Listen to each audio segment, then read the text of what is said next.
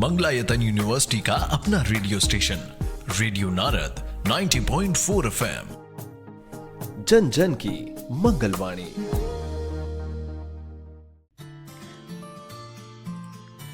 स्वागत है दोस्तों रेडियो नारद 90.4 FM से। मैं हूं आपके साथ आरजे याशी और प्रोग्राम शुरू हो गया है स्पेशल शो। जी हाँ, एक ऐसा प्रोग्राम जिसमें आपको बताया जाता है कि क्या कुछ खास है आज के दिन में।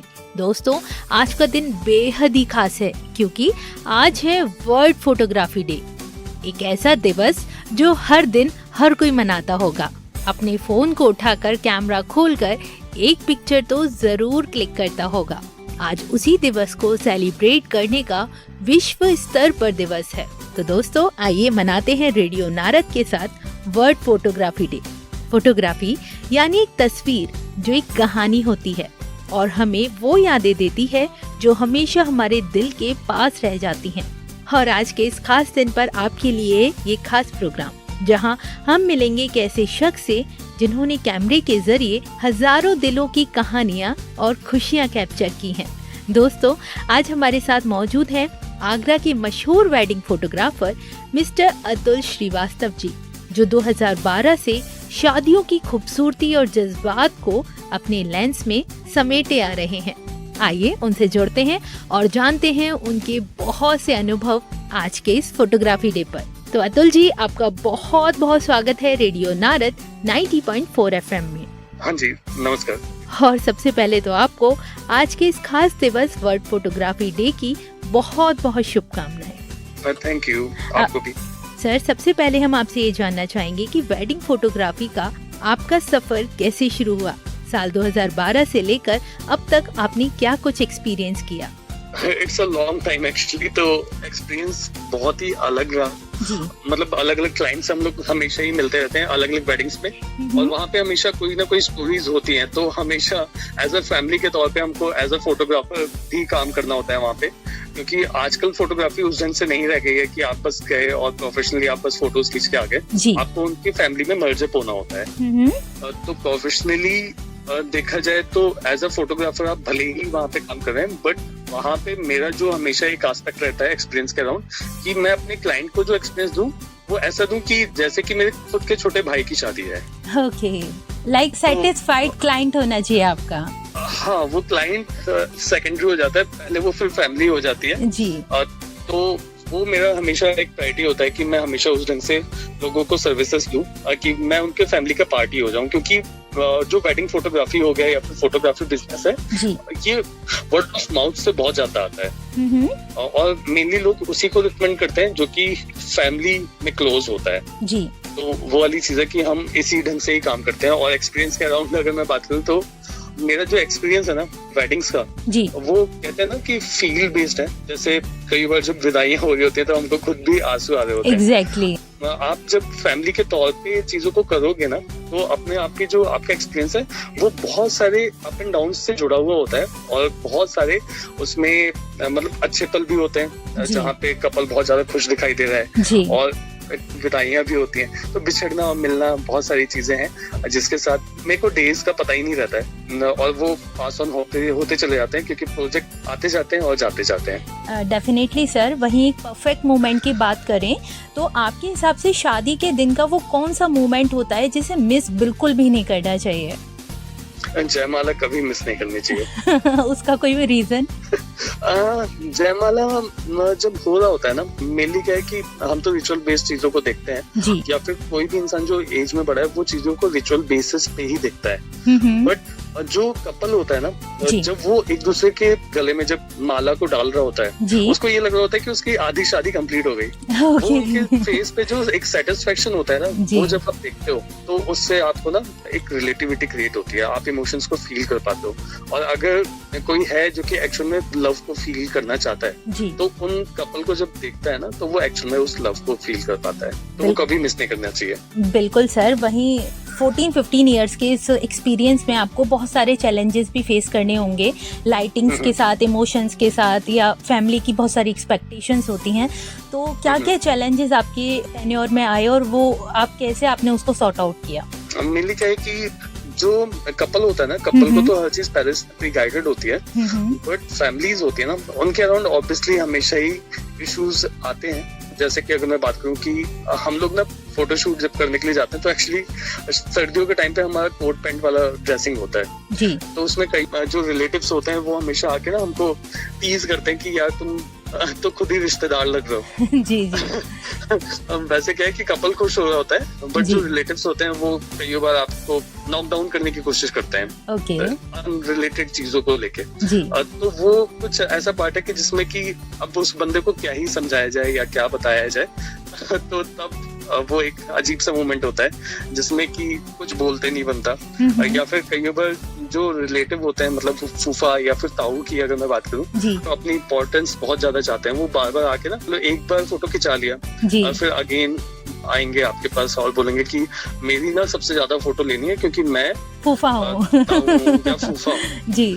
तो ऑब्वियसली उनके continuously more and more shots लेने होते हैं और वो सेम पोजेस में हमेशा फोटोज कराते हैं। और लोकेशंस भी इवन चेंज नहीं करते, बोलते हैं कि यहीं पे बस खींच लो।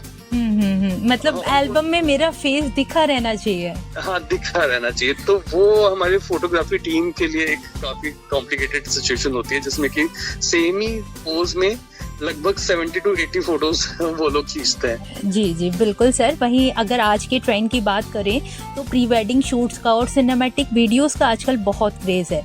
तो आप आज के ट्रेंड को अपने कैमरे से कैसे मैच करते हैं और उसमें क्या बदलाव आप लेकर आए हैं? ऑब्वियसली हर एक ऑफ सीजन में ना हमारे पास एक टाइम होता है जिसमें कि हम नए ट्रेंड को ही स्टडी करते हैं। जैसे कि पहले का एक टाइम हुआ करता था जिसमें कि पहले जो शॉट्स होते थे ना, मोर ऑफ स्टेबल शॉट्स चला करते थे। आजकल फील बेस्ड शॉट्स चल रहे हैं। लोगों को चाहिए कि इमोशंस डिपिक्ट हो, मतलब उसमें रशनेस दिखे, दो लोग भाग रहे हैं तो आपका कैमरा भी हिला हुआ दिखे। तो वो सारे न्यू ट्रेंड्स को हमको भी ऑब्वियसली स्टडी करते रहना पड़ता है, because we are into market.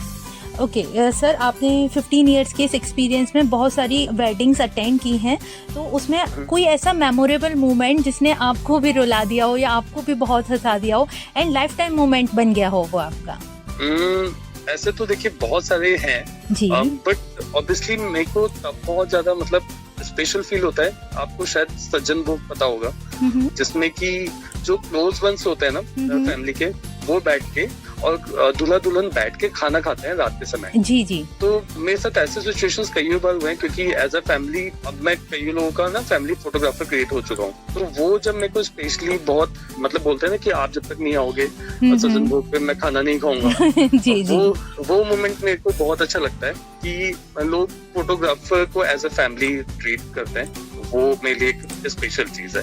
Beautiful sir, very beautiful. और वहीं पर्सनल कनेक्शन की बात करते हैं तो आपको क्या लगता है कि एक फोटोग्राफर को कैमरा ज्यादा अच्छा चलाना आना चाहिए या क्लाइंट के साथ एक इमोशनल कनेक्शन होना बहुत जरूरी है? Emotional connection is the must. मतलब देखिए मैं एक चीज बता रहा हूँ, आप अच्छे फोटोग्राफर बन जाओगे, बट आजकल जो रिकॉग्नाइजेशन होता है ना किसी भी फोटोग्राफर का, वो उसके काम से होता है। अगर काम ही नहीं होगा आपके पास, और ऑब्वियसली काम नहीं होगा अगर आपके पास बस एक अच्छा कैमरा है और आप नहीं इंटरेक्ट कर लोगों के साथ, तो आपके पास काम ही नहीं होगा। तो एज अ फोटोग्राफर जब आपके पास काम करने के लिए काम ही नहीं होगा तो आप फोटोग्राफर ही नहीं रह जाओगे।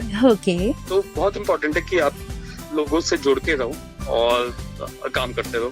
सर वहीं एक सवाल मैं आपसे करना चाहूँगी, बहुत सारे श्रोतागण इस समय आपको सुन रहे हैं और यूट्यूब पे देख रहे हैं, तो क्या आप कुछ उनको टिप्स दे सकते हैं एक अच्छा फोटोग्राफर बनने के लिए? क्या एंगल ऑफ फोटोग्राफी होना चाहिए, कहाँ से शूट लेना चाहिए, या कुछ ऐसे टिप्स जो उनकी प्रोफेशनल ग्रोथ में उनको हेल्प कर सकें?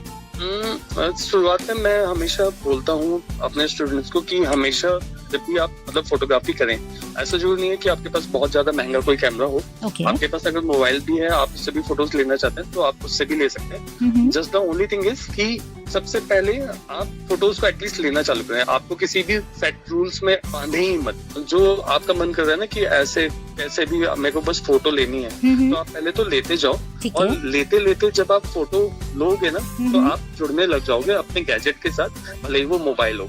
फिर बाद में कुछ चीजें होती हैं काफी डीप डाउन है, एस्पेक्ट हो गया या फिर लाइटिंग हो गई या फिर कन्वीइंग योर थिंग्स हो गया, मतलब आप अपने क्लाइंट को ये बताते भी हो ना कि किस टाइप से पोजिंग करना है, वो सब चीजें सेकेंडरी होती हैं। सबसे पहले चीज होता है कि आप अपने इक्विपमेंट के साथ कनेक्ट हो जाओ। ओके सर, वहीं आज वर्ल्ड फोटोग्राफी डे है। एज अ फोटोग्राफर आपके लिए असली मतलब क्या है आज के इस खास दिन का, और आप इसको कैसे देखते हैं?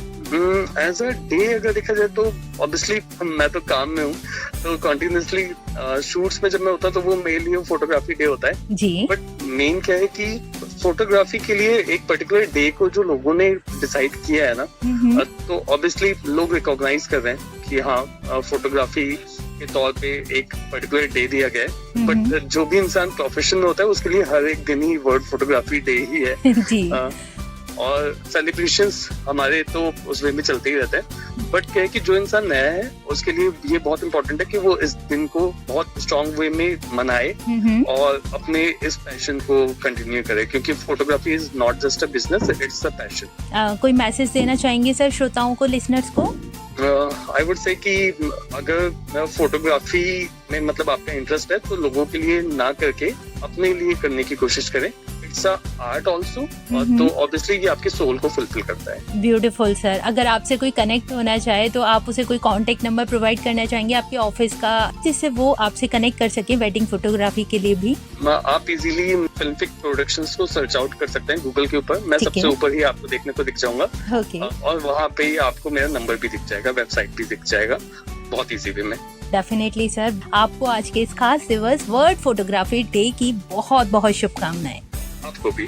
आपने अपना अनमोल समय हमें दिया। आपकी कहानियों से ये साफ होता है कि वेडिंग फोटोग्राफी सिर्फ एक प्रोफेशन ही नहीं बल्कि दिल से जुड़ने वाली कला है। बहुत बहुत शुक्रिया सर रेडियो नारद के साथ जुड़ने के लिए और अपने लेंस में इतनी सारी खुशियों को समेटने के लिए आपका बहुत बहुत धन्यवाद। फिर मिलते हैं आपसे अगले किसी प्रोग्राम में हमारे श्रोताओं के लिए। Thank you. तो दोस्तों, ये था हमारा आज का world photography day special show के साथ, जहां हमने सुना एक वेडिंग फोटोग्राफर के लेंस से जिंदगी के खूबसूरत पल को।